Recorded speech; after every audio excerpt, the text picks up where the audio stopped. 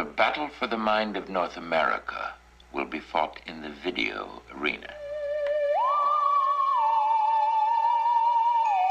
The television screen is the retina of the mind's eye. Therefore, the television screen is part of the physical structure of the brain.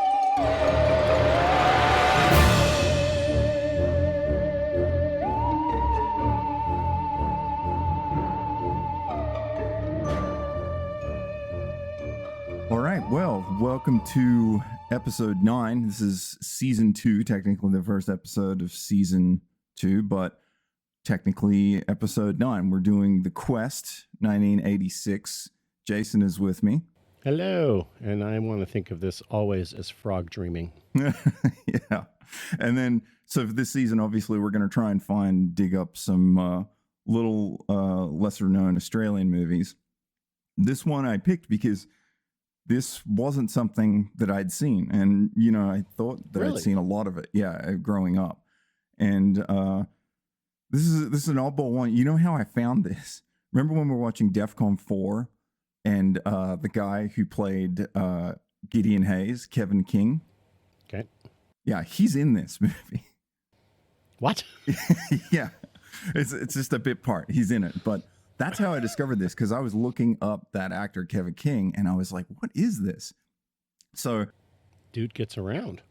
yeah, so I was trying to rack my brain because this is a fairly big budget movie of the time. Looks pretty good for like quote unquote Australian movies. It's actually a pretty nice looking movie.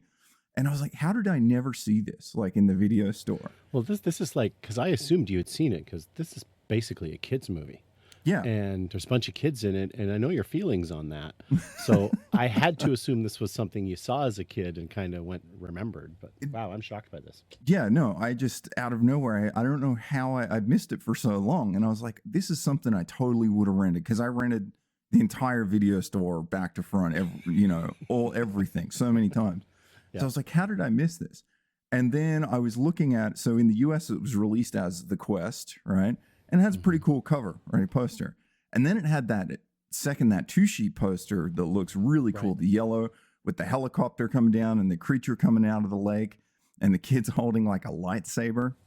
And there's like, and there's some skulls and stuff. There's some clearly they're going for like a Goonies vibe in that Well, poster. that's exactly what I was going to say. This movie is trying real hard to be the Goonies. Yes. And doesn't even come close to succeeding. No, not at all.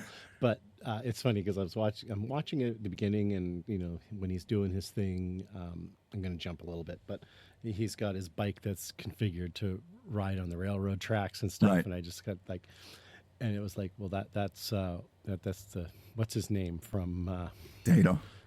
yeah, and it's just like, and then when I saw the skeleton, it was just like of his buddy, it was just like, okay, yeah, this is trying real hard to be the Goonies, which only came out like the year before, so they must have fast tracked this. Yeah, it seems like they knew that, you know, these kind of kid collaboration movies, whatever, or hangout movies or whatever were making money, and so they spun this off. But I still couldn't figure out, because like looking at these posters, I'm like, this is totally something I would have been all over. And then I found what the Australian poster was for it. And not only was it called Frog Dreaming, as you said, it's the worst poster of the 3. And it looks so typical Australian. Like, we made just these horrible posters. I mean, the 2-color print for the first Mad Max was really good. But you can also see the aspect ratio of that poster if you look it up. The one that I sent you, it's what we call the Australian Day Bill, and it's a narrower, taller poster. Very classic though. Like if you find an old movie poster in Australian Day Bill format, I have a few. I have like Commando, and I have. Of course you do. Of course you have Commando and The Running Man. Right, there you go. In day bills, and they look great. They're super neat posters. I had a few of them as a kid too, because they fit really nice on the back of a door. Oh yeah, I can see that. But anyway, that is why I never saw this movie, because if you do look at what the Australian poster is, 14-year-old me walking by in the video store wouldn't have looked at it twice. It looks so boring. Character drawing of a 14-year-old Elliot from E.T. with a light at the end of like a long pier. It's not good. Yeah, it's pretty dull, and it has a lot of Australian posters at the time had this desaturated look to them. I don't know why the style was there. I don't know, but compared to the US one, yeah, it's not. Well, the U.S., the horizontal, the 2-sheet, as you said, that is desperately wanting to be a Goonies poster. That's right. They're just completely aping that. And there's a helicopter in it too. Yeah. Totally give away the monster in it too, which is weird because you only briefly see it a couple of times. God, the monster. Well, we'll get there. Okay, so 1986. This is directed by Brian Trenchard Smith, who had a real solid run of really good classic Aussie movies, starting with Stunt Rock, which is, I don't know how else to describe it, but it is one of the most awesome pieces of content I've ever seen. And I sent you the trailer. You did, and I have to watch this movie now because that is just utterly amazing. Yeah, the only way, how could you summarize the Stunt Rock trailer? It's wizards playing in a rock band and car stunts, jumping off cliffs and hang gliding. And it's this strange showcasing documentary of Grant Page, who was a really well-known stuntman in Australia. He couldn't help but notice you said was. He just died. Oh, wow. He died in March this year. Oh, Jesus. Very prominent stuntman. He developed a lot of all the rigs and stuff and figure stuff out. The rocket car stunt through the camper van in Mad Max in the beginning. He's been there from the beginning. And so he really was the guy in Australia of stunts. So Stunt Rock was based around him and his crew of just, getting together and practicing gags and stuff. It's great. You, at least if you're listening, at least watch the trailer of Stunt Rock 1978. You'll be blown away. It's wild. So the other things that Brian Trenchard Smith is notable for is Turkey Shoot 1982, which is like one of the earliest humans hunting humans movies. And then, man, he got big right after that on BMX Bandits from 1983. Never heard of it. This is Nicole Kidman's breakout film. You've never heard of her? BMX Bandits? It's 3 BMX kids that are on different color BMXs and they fight crime. And it's there's a bank robbery at the beginning and they help. So it's a great Aussie movie. I feel like your wife Susan would be very upset right now if she knows you don't know what BMX Bandits is. I don't know. She is so out of touch with most pop culture things that she might be familiar with. Next time she walks into the room, just say, "What do you think of BMX Bandits?" She's not going to walk back in the room until the 10th of September. So she's gone right now. She is in Paris. She is working on the Olympics. And then the kids are going out to spend a week with her. And then she's working on the Paralympics. And she is home in September. Well, she'll have plenty of time to watch BMX Bandits while she's in Paris. After BMX Bandits, he sat around for a year or two and then went on to do this movie, The Quest. After that, he went on to do some interesting stuff. He started rolling in pretty. He did Delta Force 3 in 1991. I'm a huge Delta Force fan. At least the first one was really good. Chuck Norris and Lee Marvin. It's like, remember when men used to be in movies? It's like you look at Lee Marvin and he's like, in his late 50s or 60s that he's out there. And he looks like he's 80. Yeah. So good. Yeah. He went on, I think it was 94. He did Night of the Demons 2. And then back to back. And he did Leprechaun 3. In 95, and then 96 he did Leprechaun 4 in Space, which is arguably the most famous Leprechaun of the series. He was also a creative consultant. Here's your Canadian connection. A creative consultant on Ice Spiders TV movie from 2007. Sure. Ice Spiders? Yeah, it was a Canadian TV movie. I completely missed it. But then I had a kid had another kid in that year. So when I moved up to Vancouver, it was all the rage for a minute because it had just came out. Yeah. Well, the director is Tibor, so I know him. Tibor.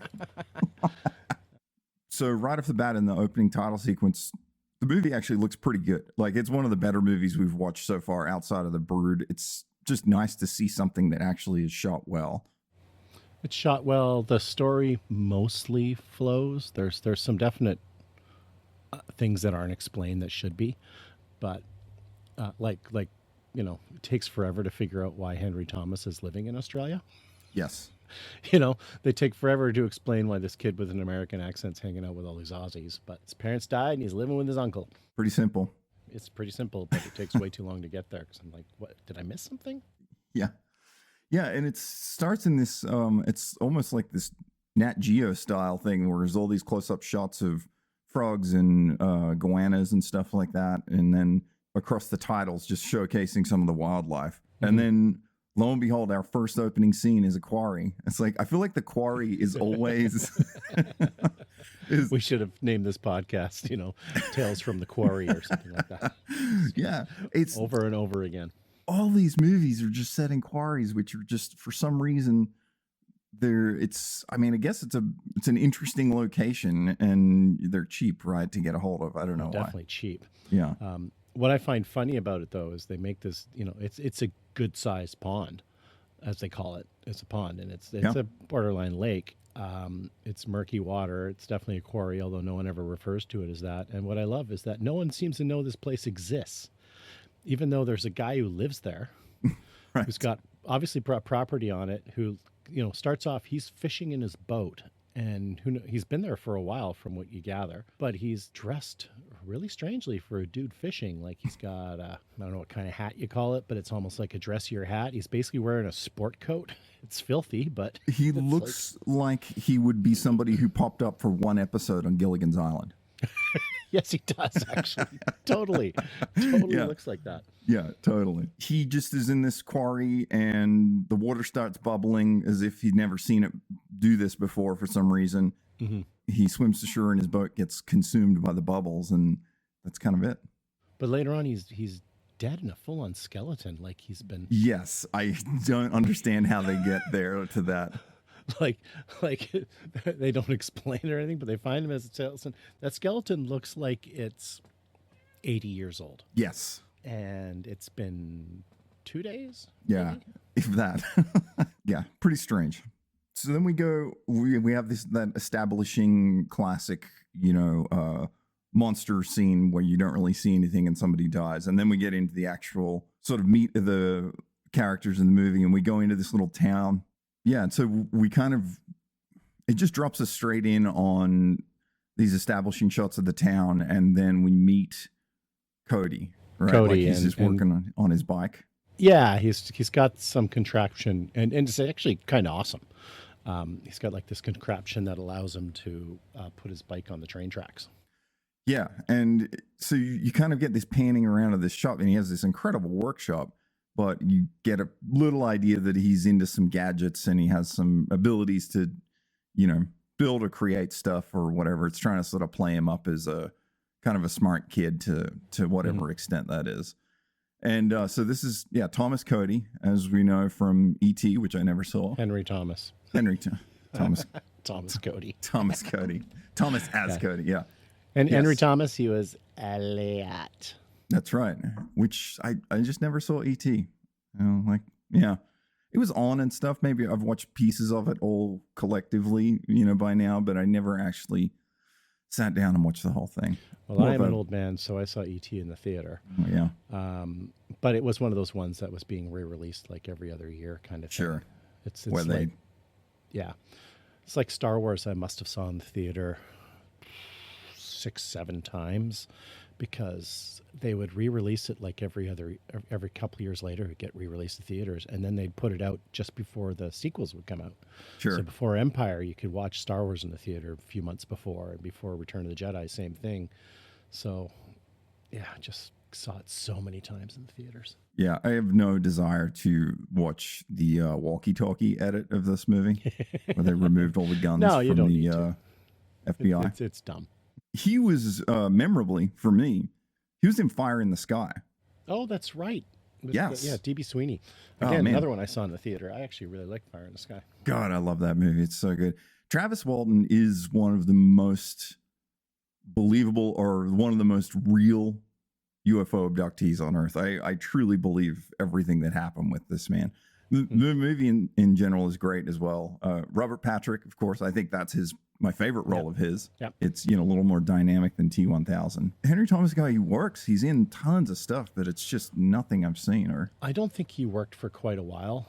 I think he grew up and then he kind of popped up again. Like, he seems to be in a lot of stuff now in smaller roles, and I think he's just kind of turned into a bit of a character actor now. I thought for some reason he was in Sushi Girl, but I must be thinking of somebody else, which is kind of this obscure role with Mark Hamill in a really annoying role, to be honest. But it's a bunch of these criminals get together and they're after some kind of job, and they're all eating sushi off like this woman. It's one of those sort of situations. Well, that also happens in the incredible movie Rising Sun with Wesley Snipes and Sean Connery. Love that movie. Yeah, but in this one, the woman is there to kill them all. Can we do a whole season on sushi being eaten off women movies? Well, we know at least two, although Red Sun's not exactly obscure. And Sushi Girl's pretty new. So interesting. Like it came out like 5 or 6 years ago, I think.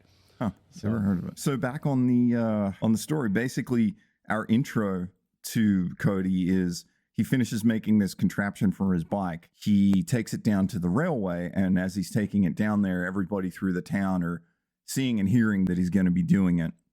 And it sort of develops his character. Like everybody in town loves this kid, like more than anybody should like a singular kid in town. Like they're all like, yeah.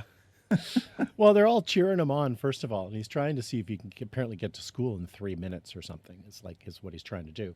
Right. And they're all like super cheering him on. But I have a couple of notes here saying all the girls want Cody. Yes, for sure. That is obviously clear. Yeah, and it's all. What's also clear is Cody seems oblivious to it. Yeah, definitely. But it's like also the guys in the pub. You know, the word comes out and they're like, "Oh yeah, Cody's gonna try the rail," and everybody's yelling. They're like, "Yeah!" It's like I can't imagine any day laborer who's at a pub in the afternoon talking to some kid's gonna go on the railroad. He's just gonna be like, "Good job, kid. I'm just gonna stay here." Especially in 1986. I know the enthusiasm is a little on the cornball over the top style, but I get what they're trying to do. They're trying to make him a really lovable kid. But at the same time, he doesn't act like he's aware of any of this, and seems kind of down and dour most of the time. So he gets on the railroad tracks, starts booking it on his bike, and the music is great. This feels like a real movie score. I really enjoyed it. Yeah. It's a real movie.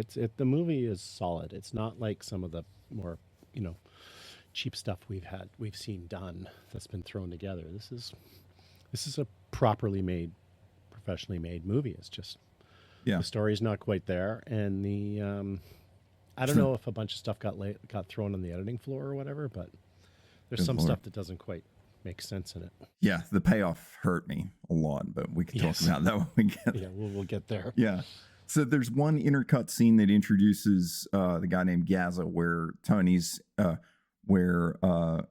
on the rail, and then they cut back to a police station, and there's the police captain, and he's talking to Gaza, played by Tony Barry. And if you don't know who Tony Barry is, you probably didn't grow up in Australia.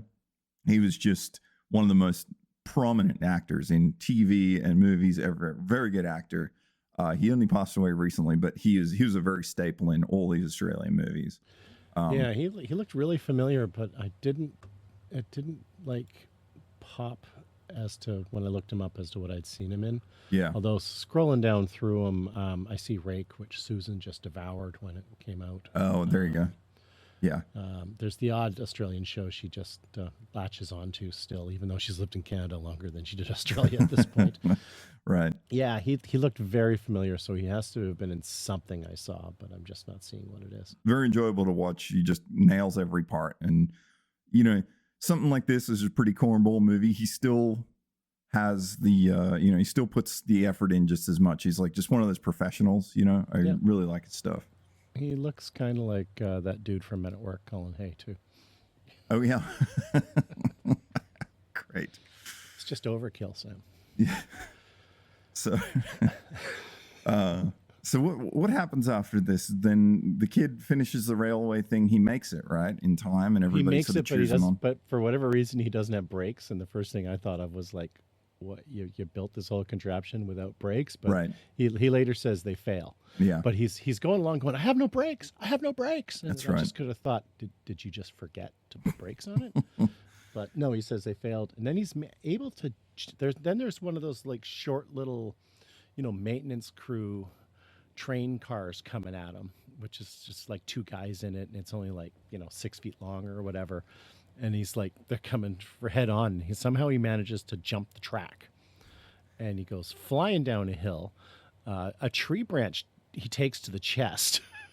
and it just kind of knocks him off his bike and stops him, and he's all fine. I'm thinking, you broke like 6 ribs, kid.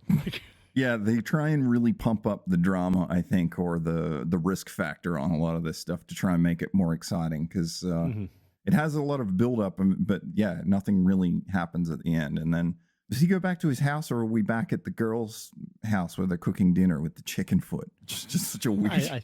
Yeah, I think we're at the chicken foot. I don't remember, but yeah, and that's where you find out like mom is scared of everything. Yes. I mean, all of this stuff is just treading water at this point. So early on, there's, we're going around to these homes in the neighborhood, and there's nothing really, if anything happens, they talk about what Cody's going to do next or whatever, but there's not like a big sort of situation. And then the kid, I think Wendy, she tells her mom like, hey, we're going on a picnic tomorrow with Cody. And the mom's like, okay, be careful or whatever. And then I think there's a moment where she says to Cody, okay, that's great. I'll get some sandwiches and some cigarettes. Yeah, I know. It really just starts again the next day now. And the idea is that Cody's going on this picnic with these 2 girls, and the 3 of them are on their bikes, and they head out to this place called the Devil's Knob. Yep. Where there is a lake that no one knows exists. Yeah, and somehow nobody believes that it's out there. The police or nobody, anything. Because the cop later is like, well, I've flown over the whole area. There's no lake there, and it's not on any maps or anything. And then they cut to that scene when the cops come out, and it's like, well, it's not on the map. Yeah. It's like, are you just like the most oblivious helicopter pilot ever? Well, what I was trying to figure out here, because of the poster of this movie and the name of it, I was like, oh, is this some like magical portal that Cody has stumbled across in the woods, and now he can go through it and come to this other location?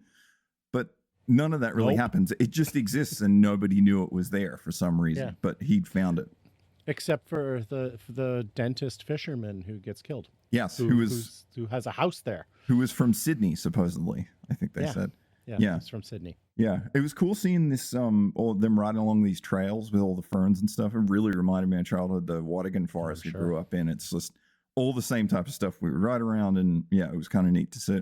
Lots of good shots of wildlife here too. There's a wedge-tailed eagle they show a shot of, which are an incredible bird, and I was like, whoa, I haven't seen one of those in a while.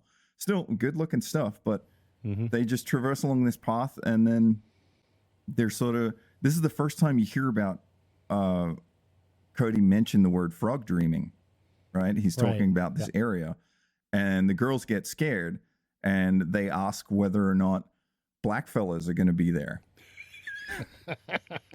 Yeah. Now, this is where I should say this movie was not as racist as I thought it was going to be after some of the comments you made before I watched it. But there's the odd comment here and there that are like, ooh. But again, 1986. So I mean, this is the sort of thing. This is like, being a kid at that age, like nobody knew any better, and people just tell you what to say. You say it. Like it's not. You just don't exactly. I do like though, like when they're hanging out in the forest, and there's that one girl, and she's sitting there, and she's just the younger girl is puffing away on a cigarette, just like sucking it back, holding it really weird, but just like super like puffing on it. Well, she's got a stick, and she's just hammering into the ground with it, and I'm just like, what the hell is she doing? This is and turns out she's looking for grubs. This is exactly what we do as kids. You just go out with a stick and you just hit the ground. Like this is a showcase of. But she does find a witchetty grub, which was very common among jokes as us as kids, and the Aboriginals. It was like it's a really good source of protein, right? And if you haven't seen what a witchetty grub is, they're this big. They look like a giant version of a maggot. A little. Well, yeah, you see it in the movie. Yeah, and they just have this big. They're a big caterpillar, and remember it's a pretty common thing for people to eat them as a gag, and they taste like some kind of peanut. Really, there's not much grossness to them or anything like that, and they're very crunchy and chewy. God. So it's very common for them to eat them. But then she offers hers up, and then they want it, and then she says, "No, it's my grub," or whatever, and then she eats it. Yeah. Or pretends to eat it, because you could clearly tell she isn't eating it. Oh yeah, she definitely doesn't. She kind of kisses it, and that's it. So they make it back down to this hidden quarry, this pond that nobody's seen or heard of. And the girls start playing in the water and go out on this. Well, I think they lay down on like the raft. Yeah, that's and right. Then they're chatting and they don't realize that they're drifting out into the middle of the pond. But they also, Wendy picks up a handful of tadpoles out of the pond. And she looks at the handful of them and she says, "Ooh, these tadpoles, they look like sex." Like, who decides to write this line? Yes. I thought, well, it's funny because there's a lot of like, the word shit's used a bunch of times for a kid's movie. Right. But I mean, that's as bad as the language gets. But it's these kids that are like, adults trying to decide like, well, kids that age should be talking about sex and stuff. Yeah, there's a weird confusion of innocence and just awkwardness in this. I don't really understand how it plays off. Well, and the town itself, I feel, is a little weird because they seem to have a fixation with the 50s. Like right off the bat, one of the guys watching Cody trying to make his 3 minutes to school on the railroad track run is a complete greaser straight out of like 1953. Yes. And I was just like confused by it. But then later on, there's the dance, which we'll get to. And they're like a complete rockabilly band. And I was just like, what, like in 86, like, I don't think I mean, maybe the Stray Cats had kind of popped up by then. So maybe there was this resurgence, but I was very surprised to see a rockabilly band in an Australian movie from this time. I believe it a bit more from the US, but it's also a world I'm completely out of touch with. So I don't know how common or popular it was. I forget the name of the band. They were credited in there. So that sort of rockabilly revival that the Stray Cats kind of did. I mean, it was like maybe 2 years. Right. It was over by this point. The girls get stuck on this raft out in the middle of the pond, and meanwhile Cody's exploring up and around the edges of the quarry for some strange reason. And the bubbling in the pond starts to happen, like the creature or whatever it is starts to arise again. And the girls start screaming. And so somehow... Well, he climbed up the hill to look. He was looking for his buddy who lives there. And he had climbed up a ways to see if he could see them. And that's when he noticed the girls had rolled out. That's right. And so then he jumps down to help them. That's right. And like, that's a hell of a jump. That's like, a high dive, yeah. It's got to be 20 or 30 feet. It kind of is there for the sake of having this stunt almost. And no, exactly. There's actually, for that stunt, I actually found out that there was a myth in that town that quarry was bottomless. And before the filming, they had to send a police diver out there to make sure it was deep enough for the stuntman to jump off into the spot. And they turned out the deepest part of the whole thing is 40 feet deep. So Hollywood comes to town and just blows open the age-old myth of this bottomless pit. So it's kind of funny. It's not like you could see through that water. No. It's pretty murky. It looks like very much a lot of the classic Aussie river and pond water. It has that clay brown to it. It's pretty murky. Yeah, exactly. So he reels them. So he swims up to the barge, and then he convinces them to swim back, and they say no. So he tows it back like a hero by himself while the water's bubbling and everything. And I think one of the girls says, "Oh, this is frog dreaming."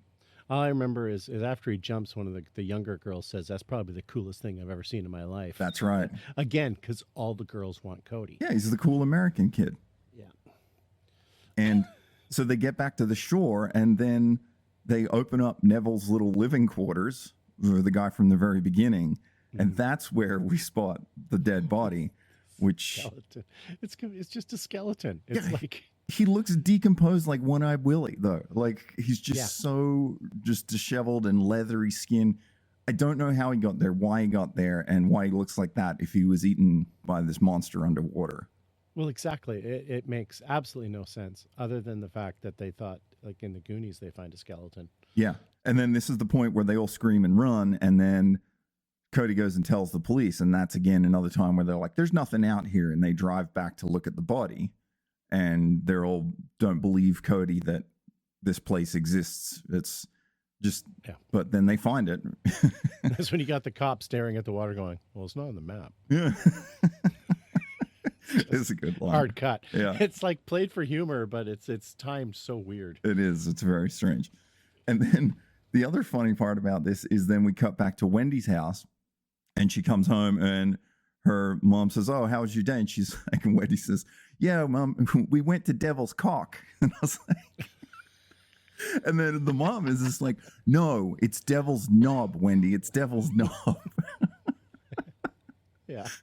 It's just so bizarre to hear this. Well, Wendy is the funny one because like later on they have there's the scene where Wendy has to distract her mom so the other girl can sneak out and leave a note for Cody that she's been grounded, right? We're about to get to why about them being grounded. But so what she says is, "Mom, can you get herpes from French kissing?"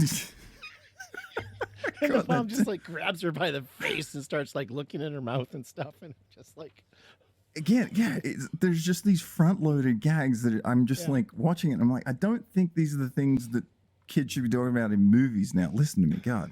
It's not like but you know, it's surprising. It's a little, I guess, crass would be the way you would put it, but it's very crass. It's out of place. Yes. For the rest of this movie.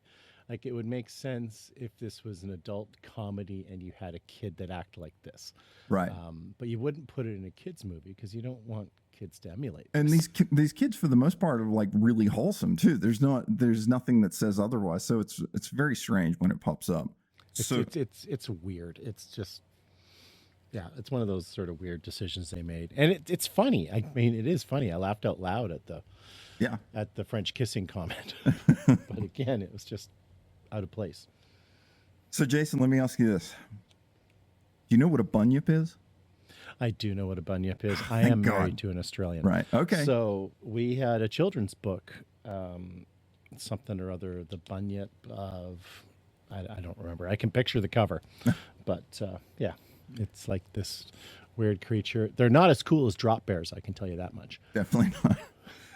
Although I'm a big bunyip fan, but I was saying to myself, I'm like, God, they got to pop a bunyip reference in here. And then not long after that, we are back at the quarry, and then the police are looking around, and Gaza says, "What's up, Don? Bunyips?"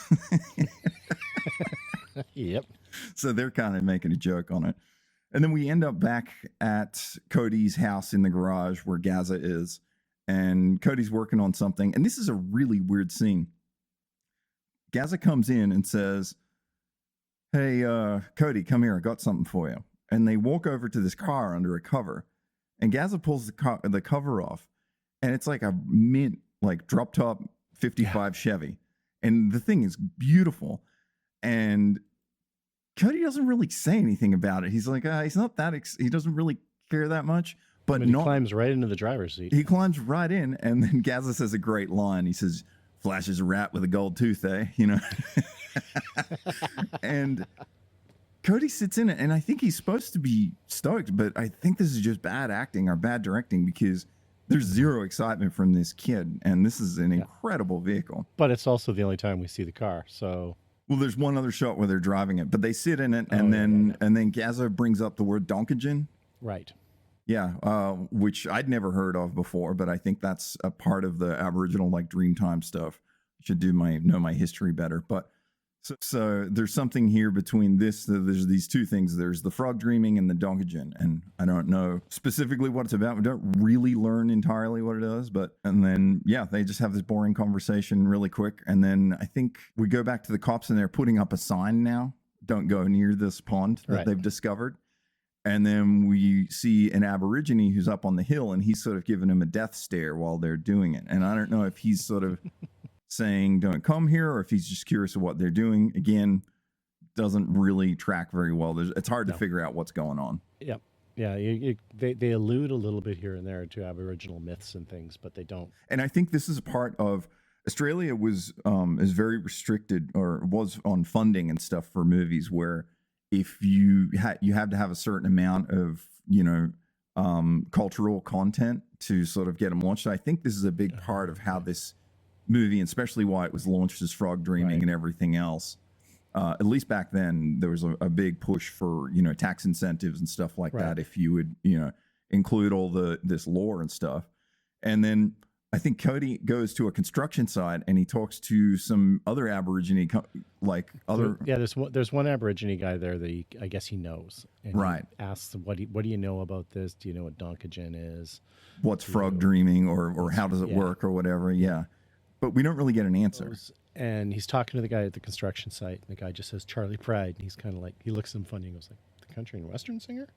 That's right. And it turns out there's an Aboriginal guy, local, goes by the name of Charlie Pride.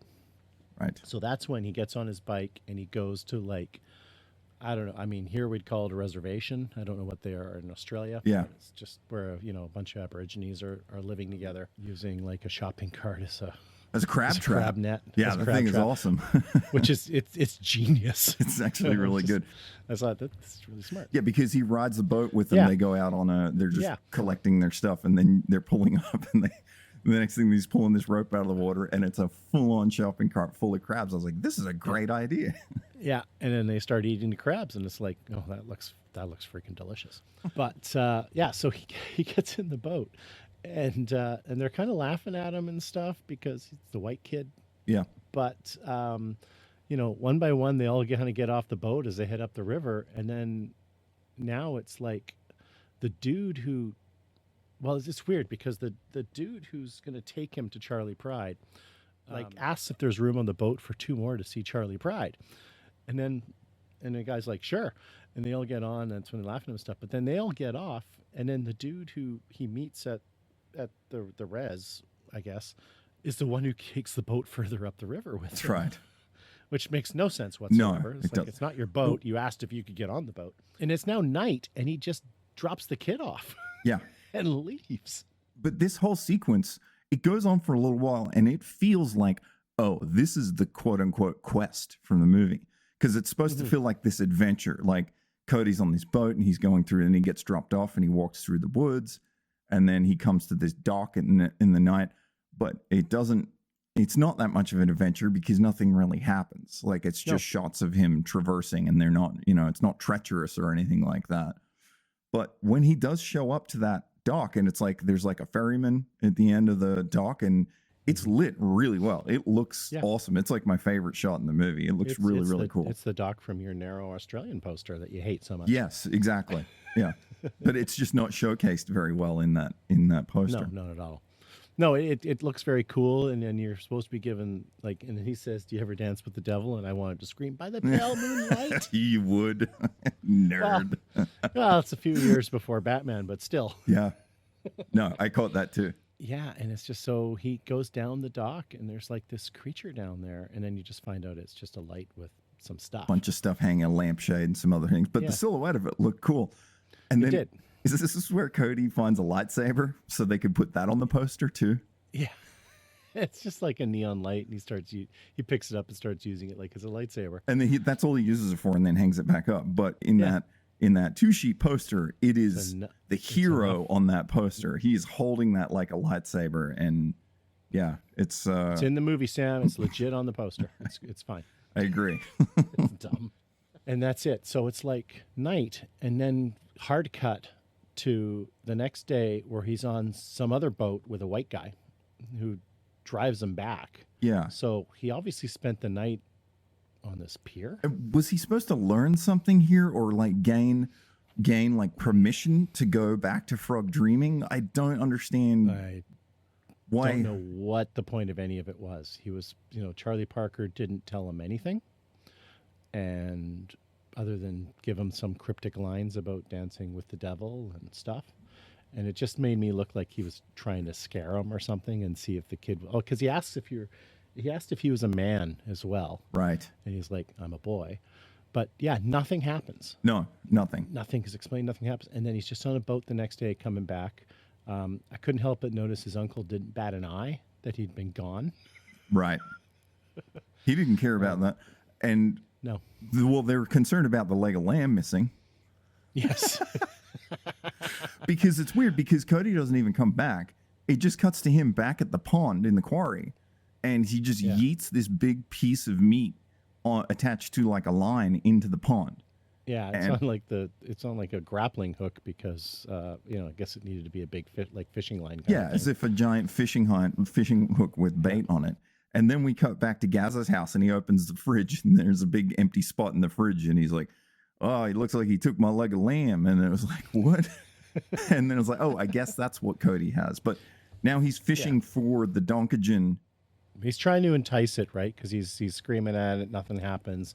Like, because the times we've seen the Donkagen before, it's come up a little bit, and it just looks like this weird creature mass thing, and a whole lot of air bubbles and stuff start coming up out of the water. So he tries to entice it by going down there and swimming, and It's uneventful in every Yeah. way. And then we just cut to Cody on the beach with this guy with the metal detector. And it turns out this guy is like some local scientist. no, And he's a writer. He's a writer. Oh, he's a writer. I thought he was a scientist.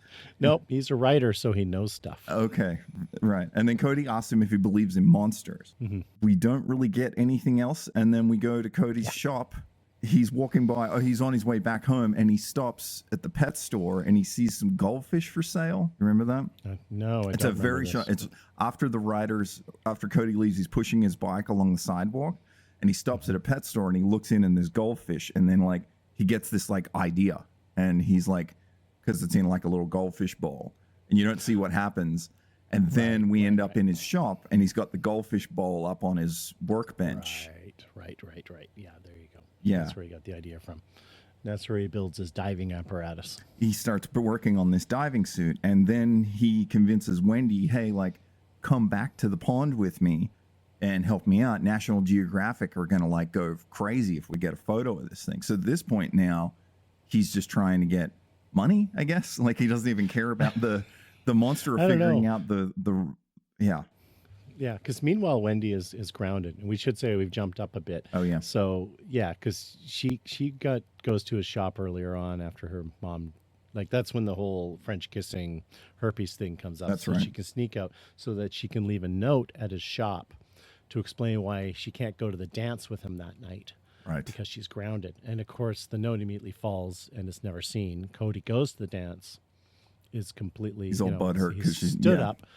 But his uncle's at the dance too. Like it's adults and kids Yes. for some weird ass reason, and it's a rockabilly band playing. This is why I think this town's lost in the 50s, which now explains, I guess, why there's this total greaser guy who's always there. Like he's in the pub, he's Sure. at the beginning, whatever. He's there when they, whenever the town needs extra bodies, he's there. But he has no other backstory other than local greaser, I guess. But yeah, so Cody's like dancing away and stuff like that. And that's when he starts dancing with one of that girl's friends. What's her name? Jane, right? Yes. Jane. Jane. Starts dancing with one of Jane's friends. And that's when so then we get back and Jane's friend comes over and says, hey, we're doing something, can you get away? It's like, no, I'm grounded. It's like, okay, well, you know, by the way, you should really make your move on Cody, because if you don't, someone else is going to go after him. This dude is a hot ticket item in town. Yeah, and that's when Jane gets mad Right. at her friend and realizes, oh, you're trying to steal my boyfriend, you bitch. But nothing more comes of that, but it's reason for her to sneak away again with Cody. And it's very much in the theme of the rest of this movie where it's all pretty weak. Like you just don't care. Like you don't care which girl he gets, or even if he gets a girl in this. Like, you know, typically you're always rooting for somebody who wants. Well, he doesn't seem to care if he has a girl or not. There's the odd scene where you think, he obviously likes Jane. Have you seen his workshop? Why would he want a girl? Exactly, he doesn't need women. It's incredible. Same reason why his uncle doesn't need women. He's like he's a repairman. He works on airplanes. After all that, then Cody, they smooths it over, and then he convinces Wendy to come back out to the pond. Yeah. And hey, take some photos. I'm going to bring this monster up, and I'm going to show it. We'll get some pictures of it, and we can prove to everybody this thing's real. And he dives down. It's like, okay, cool. He's made this little air pump and this fishbowl helmet. Neat, like fun, Goonie style, like kids inventing stuff. That's totally cool. Yep. Except with 3 minutes of air. Yes, specifically. They do point that out. Now specifically 3 minutes. He dives down into the water, and it's this murky water, and he's down there for a while, and then he comes across a mannequin, and it's like got this clown face on it. this is an hour and 10 into this movie of a 90-minute movie. Yeah. And you still haven't seen anything or get any result. And he's just down there, and it's a horrendously long, boring sequence. But something happens, and Cody doesn't come back up. And we don't know why. We don't see any more of him. And Wendy flips out, and then she gets on her bike and then rides. She gets on the dirt bike and rides back into town. And wipes it out going into town. Did you like see? Suddenly you realize she suddenly can't ride a dirt bike. She's on the flattest, straightest road and like panic riding back and forth. And it's the most overacting of somebody trying to flee somewhere on a motorcycle I've ever seen in my life. It's just, yes, I'm glad you saw that too. It's horrible. She wipes it out, and all these people come to her aid, and then she starts, screaming, panicking, and they all head to the quarry, and they realize, well, he's been down there too long. He's dead. He's dead. Yeah. It's just like, no one's going to try to go down and look or anything else. It's just like, no, he's dead. And then Gaz's idea is like, well, I can't leave him in there. Like, he's decided he's dead, but he's like, he doesn't want the body to stay in there. Yeah. So they set up a bunch of pumps, and they decide they're going to drain the dam. Yeah. For some reason, he doesn't end up draining it. Like, they start the pumps, and then they leave, and then it just never drains. Well, and then I think that's when they realize that there could be air pockets or something. Like, I don't remember how that comes about. The neat reveal here is they go back to Gaz's house, and they're in Cody's shop, and they're all upset, and they're trying to figure out what they do while the pond drains. And Wendy looks at the fish tank on Cody's workbench, and it has a little toy excavator in there, and it's got air pockets being pumped in it, and it floats and closes, and it shows the little chest in the fish tank. And this is this moment where she's like, he's designed it all. Like, she can see how it's working in the fish tank, and he's laid it out. And now she's like, there's got to be air under that. And apparently convinces everybody that he's got air and he's still alive. Yeah, this is when I wrote, oh, and now they bring in the divers. Yeah, right.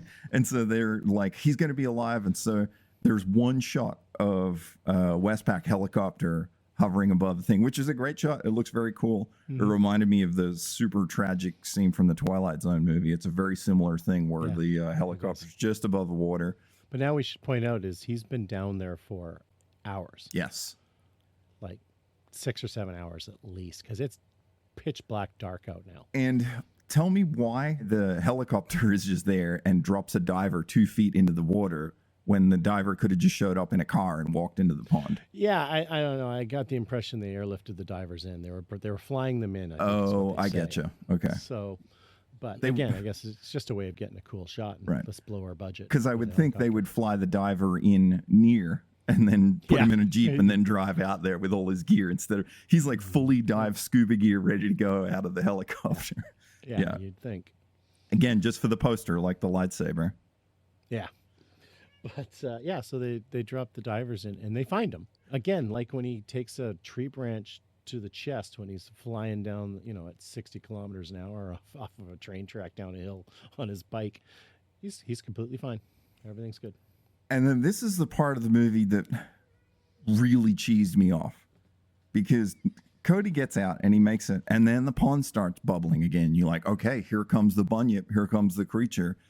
And it comes up above the water, and it's covered in seaweed, strangely enough, from this pond. I don't know why. Yeah, and I know. I noticed that too. And it's in seaweed, and it raises up above the water. And then we get this shot of this Aborigine guy from the beginning. He's up on the cliffside, and he's watching it all go down, and he seems pleased about this. And this thing rises up, and what my first thought was, wait, is everybody here convinced this is a monster, or do they all know it's an excavator at this point? And because it looks like an excavator with a couple of strands of seaweed on it. Yeah. There's nothing that makes it look like a creature. And then it's like 2-3 minutes. It's like moving around really weird. It's moving around. It's making screaming Godzilla-like noises. Yes. And then the water's bubbling and all this stuff. And then one piece of seaweed falls off it. And then everybody's like, like it's just an excavator. But how is it moving? Like none of this is explained. And it's like nobody seems to think, well, there's some weird shit still going on here. Nope. It's just like, it's just an excavator. Yes, and it's that absolutely weirded me out. Once they've That's been under the water for years, and yet it's working. Like something's not right here, guys. and it's still thrashing around in the water, and they're all just Yeah. like, "Oh, it's just an excavator. Why is it moving? Like, why is it thrashing around?" That's And not why the is question. how is it making creature noises? And they don't even talk about it. They don't resolve. They're just like, okay, let's go home. And it's still just moving around in the pond. There's nothing about explained about. That's the bigger mystery. It's not about like, why was this thing down here? It's like, why is it moving on its own? Horrible. Like just, I was groaning so much, and I was just like, oh man, like I still couldn't figure out, like, did they think it was a monster the whole time, or it's just, I have no idea. Like, is this a some kind of magic thing happening? Is this just, or is it just for whatever reason still the hydraulics work? yeah. And the Aborigine guy up on the hill, he's watching it all, and he's kind of like pleased the way it's moving. I was like, is he controlling it? What is he doing? But then the next day,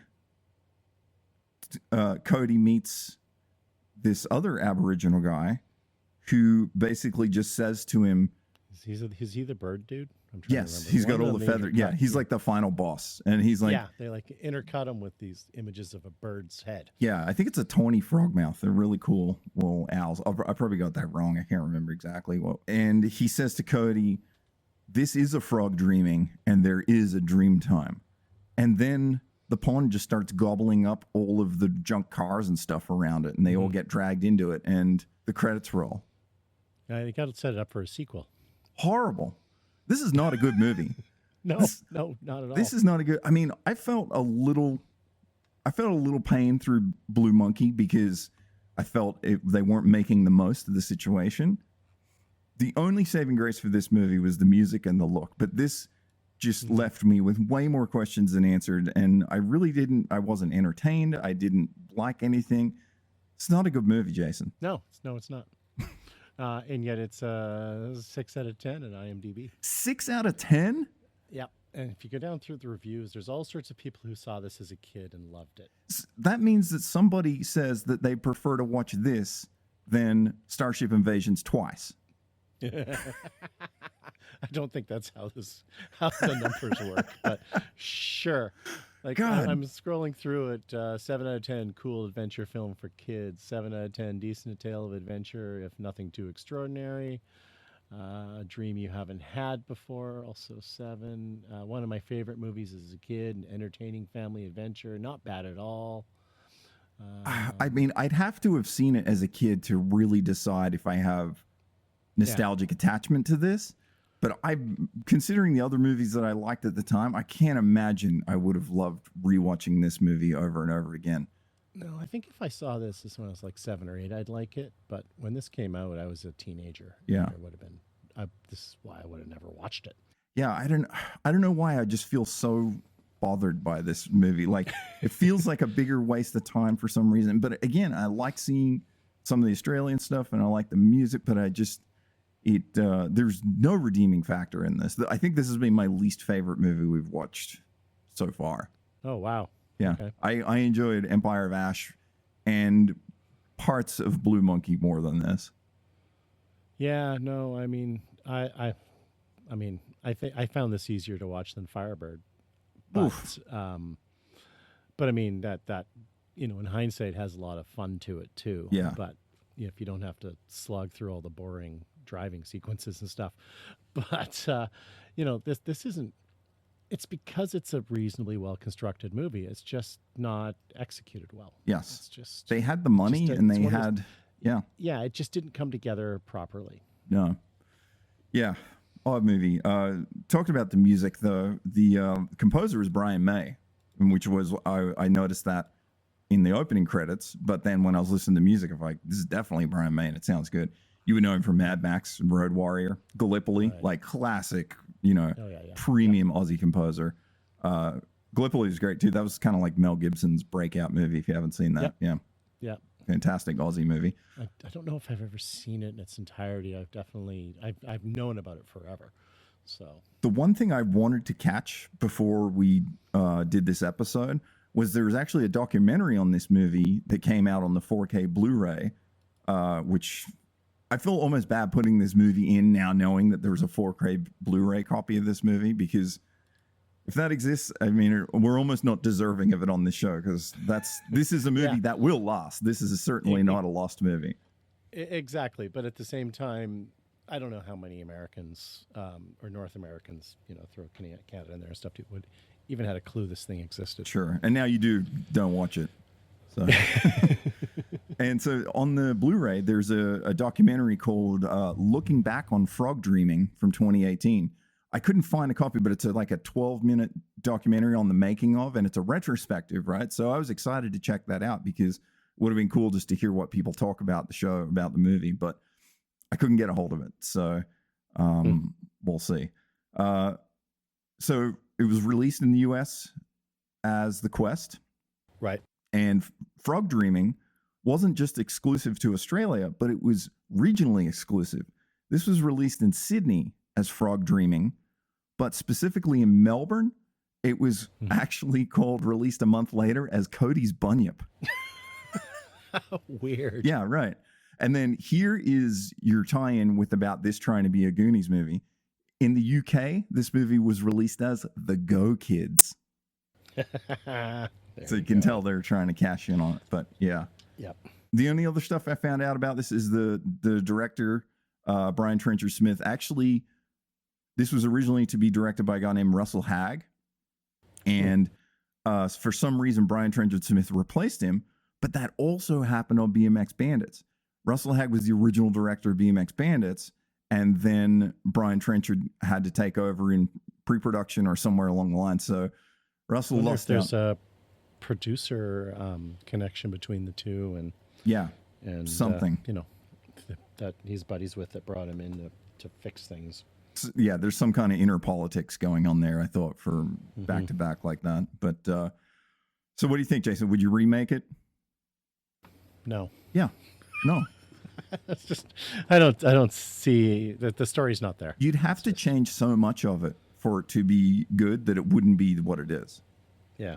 Well, that's all I got on this. I couldn't find other info on it. I couldn't find budget. I couldn't find box office. Which is funny when you think about it, given that it's been somebody's obviously it's popular enough that they brought out a 4K Blu-ray of it. Yeah, that also really chaps my ass, because it's like we're sitting here and we don't have Firebird AD. We don't have, most importantly, Starship Invasion's re-release, which have bigger people. Like, these are movies that could track well on a Criterion shelf for the sake of it.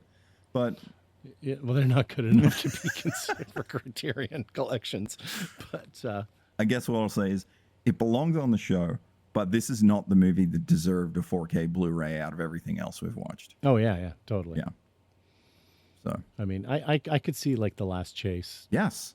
Doing reasonably well. Like I mean, that's probably the best movie we've done so far. I think it's the most polished film as far as front to back entertainment. Yeah. Well, this was worth it, if only to have found out about Stunt Rock.